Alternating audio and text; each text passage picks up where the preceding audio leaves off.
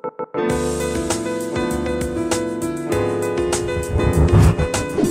semuanya, kembali lagi di KS Gadget bersama saya Evan Satrio. Hari ini kita mau bahas satu handphone yang lagi hot banget dari Apple, yaitu adalah iPhone 12. Nah, yang ada di tangan saya ini adalah seri iPhone 12 Pro. Jujur saya nggak begitu tahu ini warnanya apa, tapi kalau dilihat dari depannya ini kayaknya ini namanya atau warnanya adalah yang Pacific Blue ya, which is yang lumayan populer nih, warna baru nih yang ini. Nah, di meja ini juga saya punya kotak iPhone dari seri yang sebelumnya. Kalau kita bandingkan ya di sini ya, ini tebalnya yang baru ini kira-kira setengahnya kotak yang lama. Jadi jauh lebih simpel, jauh lebih tipis. Kenapa? Karena dari keynote-nya memang Apple bertujuan untuk mengurangi sampah plastik dengan cara nggak mengikut sertakan charging brick di dalamnya, ya, jadi nggak ada kepala chargernya. Yang kedua, juga mungkin coba mengurangi sampah yang lain-lain, seperti sampah plastik dan juga sampah kertas, mungkin ini boxnya ya. Jadi memang tahun ini dibuat jauh lebih minimalis secara packagingnya, sehingga di dalamnya ini cuma ada handphonenya dan kabelnya, dan juga beberapa dokumentasi beserta SIM toolnya aja, kira-kira seperti itu.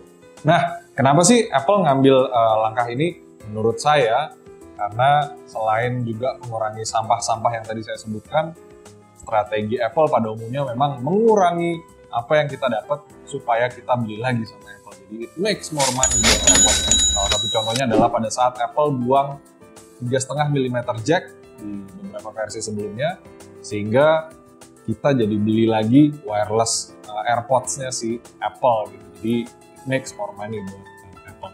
Nah, sayangnya tren-tren seperti ini nih, Apple yang melakukan trend setting seperti ini biasanya nanti akan diikuti sama banyak banget manufaktur smartphone yang lain. Kalau sebelumnya cuma Apple yang buang audio jack, sekarang udah banyak banget handphone-handphone lain yang buang audio jack juga. Nah, takutnya nih ke depannya si langkah Apple ini akan ditiru juga sama banyak manufaktur smartphone yang lain, sehingga kalau kita beli smartphone ke depannya yang kita dapat cuma handphonenya, kabelnya, dan mungkin sama dokumentasi buku warranty dan lain sebagainya. Jadi ini sangat disayangkan sih menurut saya, karena sebagai konsumen di harga handphone yang udah di atas 10 juta kebanyakan kita cuma dapat handphonenya aja tuh borderline kriminal menurut saya. Kira-kira begitu. Oke, nah sekarang kita lanjut aja ke unboxing ya. Kita lihat di dalamnya ada apa nih.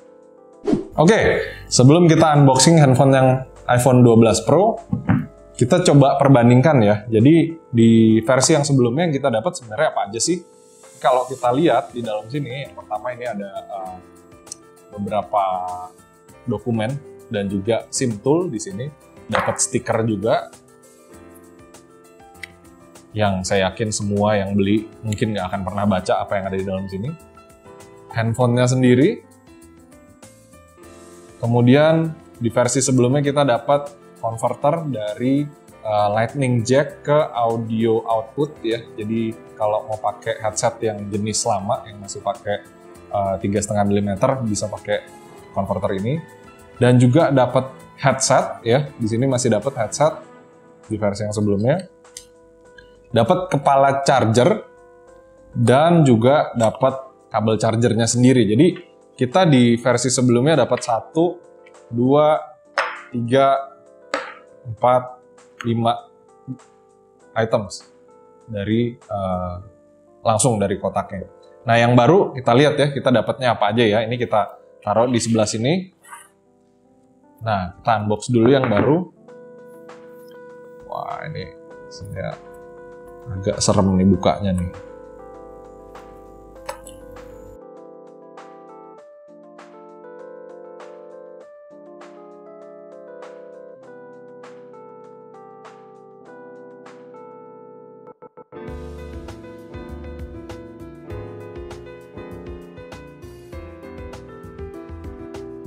Nah, ini adalah iPhone 12. Wow. Nah, ini kotaknya udah agak beda ya. Ini di kotaknya ini ada sedikit indentations atau agak dekok ke dalam untuk lubang kamera ya. Jadi pas masuk di sini kameranya. Jadi mungkin handphonenya jadi lebih nggak goyang-goyang kalau di dalam package-nya. Kemudian kita dapat unit handphonenya.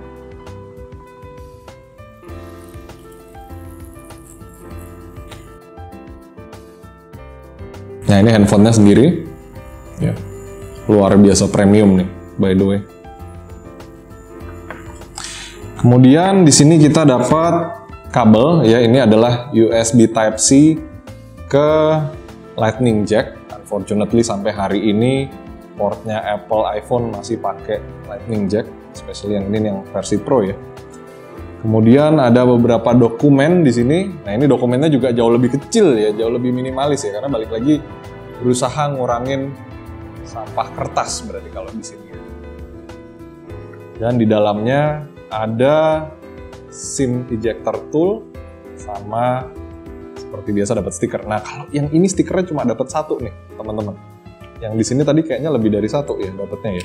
Coba kita bandingin. Mana tadi stikernya? Nah ini dia.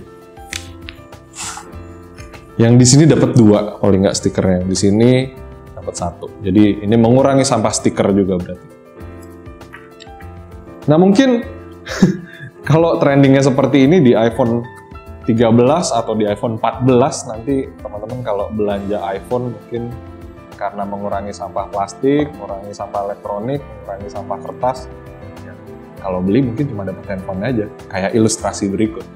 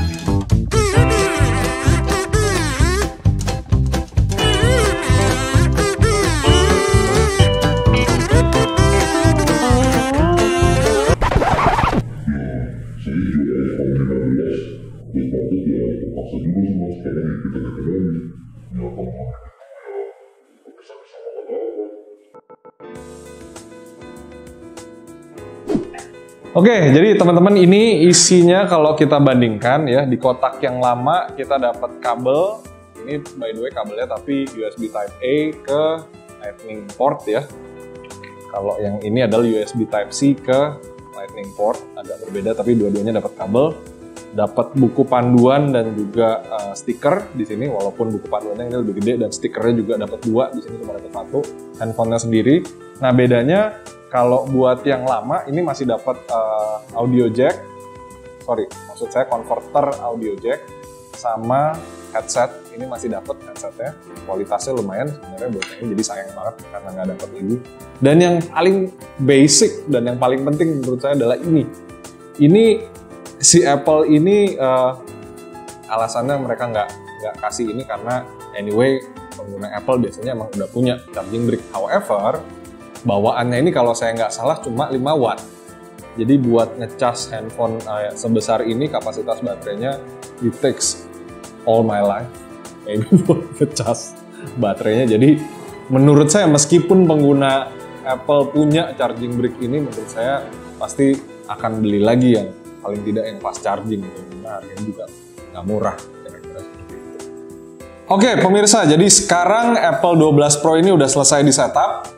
Nah, yang pertama-tama saya mau bahas adalah performance-nya, karena Apple menggunakan prosesor paling terakhirnya mereka, yang mereka juga bilang yang paling kencang, yaitu adalah Apple Bionics A14, yang mana A14 Bionics ini udah menggunakan chipset atau silikon yang paling kecil di seluruh jagat prosesor, yaitu 5 nanometer, yang juga digadang-gadang katanya secara performa ini sudah mulai menandingi performa prosesornya laptop. Nah, kalau kita coba nih swipe kiri kanan, buka aplikasi, memang ya terasa snappy banget sih memang ya handphonenya, meskipun menurut saya hampir nggak ada bedanya sama yang Apple iPhone 11. Menurut saya, kenapa nggak ada bedanya meskipun ini prosesornya lebih kencang ya, adalah dari segi layarnya. Kalau buat orang yang seperti saya yang udah biasa pakai Android dengan 90 Hz refresh rate atau 120, atau bahkan sekarang udah ada handphone Android yang pakai 144 Hz. Nah itu sangat beda banget sih rasanya. Jadi kembali ke 60 Hz ini jadi kerasa banget ya buat saya ya.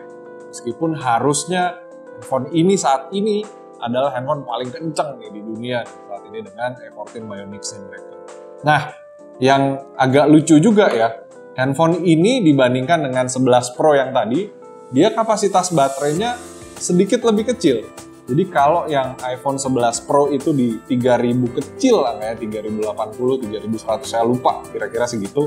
Yang satu ini sekarang jadi 2815 mAh. Jadi menurut saya harusnya nggak ada bedanya, karena chipsetnya punya nanometer yang lebih kecil, jadi harusnya lebih power efficient atau lebih hemat baterai. Cuma kalau kita lihat di beberapa tech YouTuber yang lain yang udah nge-review baterainya, yang satu ini terutama, ini yang paling boros baterainya dibandingkan dengan yang lineup yang 11 biasa atau yang Pro Max. Cuma ya mungkin nanti saya bisa laporkan di sosial media kita seperti apa daya tahan baterainya, karena kalau udah bicara daya tahan baterai, penggunaan orang agak beda-beda ya. Kalau kita coba sekarang kameranya, saya butuh objek, sorry. Nah, kita coba foto ini ya.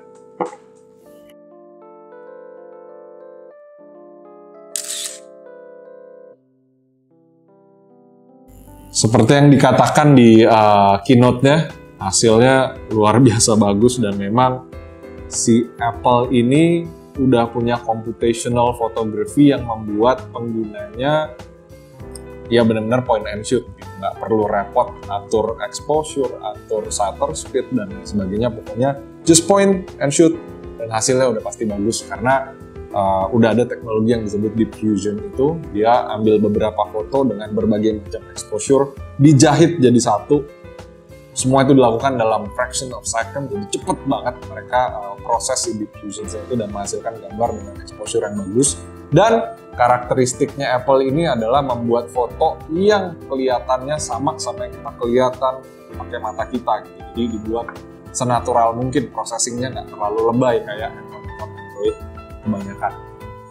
Oke, kita coba kamera selfie-nya ya sekarang ya.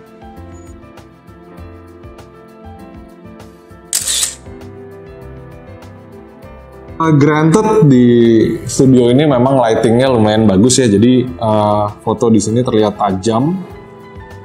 Cuma kalau saya perhatikan di sini ini tetap ada noise-nya sih, jadi nggak sesmooth kamera kebanyakan. Tapi balik lagi, memang Apple pendekatannya adalah supaya senatural mungkin, sedekat mungkin seperti apa yang kita lihat pakai mata kita langsung. Jadi ya dari segi kamera rest assured nggak akan mengecewakan. Oke, sekarang kita coba kualitas suaranya si Apple 12 Pro ini ya.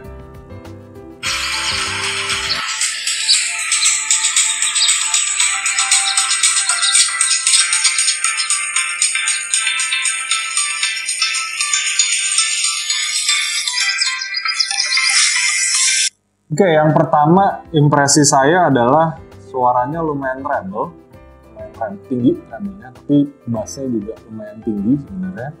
Secara kekerasan suara ya cukup sih sebenarnya buat handphone flagship ya, luar biasa crisp atau jernih suaranya. Cuma kalau menurut saya, ini balik lagi subjektif ya teman-teman ya, kayaknya ada beberapa handphone dari Android yang kelihatannya lebih bagus suaranya. Cuma Dari segi kekerasan suaranya kalau mau dipakai buat telepon atau conference call yang pakai speaker gitu, kalau seandainya suasananya nggak terlalu bising, harusnya cukup sih. Loudness-nya buat handphone ini cukup buat dipakai nelfon pakai speakerphone. Tapi kalau udah mulai bising sekitaran kita mungkin jadi kalah ya. Cuma cukup ini sih, cukup loud sebenarnya, cukup kencang suaranya, dan ya iPhone dari dulu terkenal bagus lah suaranya. Jadi ya balik lagi ini nggak mengecewakan, sesuai lah sama harganya ya. Oke, dari segi layar ini luar biasa cantik sih layarnya. Apakah ini karena handphonenya masih baru jadi belum ada noda sama sekali di layarnya, atau memang bagus banget, saya nggak tahu. Tapi saya pakai handphone ini barusan sekarang ini ngelihat layar langsung wow, bagus banget layarnya. Jadi bisa ditunjukin ini ya, meskipun nggak ada bedanya ya secara interface dari iPhone 1 dan berikutnya, tapi ini kualitas layarnya bagus banget. Saya sendiri daily driving handphone Samsung pencipta layar OLED-nya ini udah bertahun-tahun, tapi saya kok ngerasa layarnya Apple iPhone 12 ini kok jadi lebih bagus jadinya ya. Oke, selain itu layarnya memang lebih terang juga dari yang versi sebelumnya, dan menurut saya ini lebih tajam sih, jadi memuaskan banget lihatnya. Oke pemirsa, jadi itu aja kira-kira first impression saya untuk iPhone 12 Pro ini. iPhone 12 Pro ini kalau lihat dari keynote-nya kemarin akan dirilis di angka 999 US dollar atau $1.000, yang mana kita barusan cek di Apple Store Singapura harganya 1.800 Singaporean dollar. Jadi mungkin akan dibanderol di Indonesia di angka 18, 19, mungkin 20 jutaan bahkan. Jadi handphone ini nggak murah. Tapi balik lagi, kenapa kalian harus beli yang versi Pro? Versi Pro ini salah satu keunggulannya adalah dari segi kameranya. Salah satu selling point-nya menurut saya cuma kameranya. Cuma detail penjelasan kami nanti terkait fitur-fitur apa aja yang ada di kamera ini, seperti low light performance, video recording, LiDAR, dan lain sebagainya, kita akan buatkan video yang bisa buat itu. Therefore, jangan lupa subscribe channel kami dan juga klik di logo loncengnya. Dan tulis komentar di bawah kalau ada yang mau komentar, kalau mungkin juga ada yang mau bertanya, feel free untuk tulis komentar Anda. Other than that, nama saya Evan Satrio. Saya akan ketemu lagi teman-teman di episode selanjutnya. Salam KS Gadget.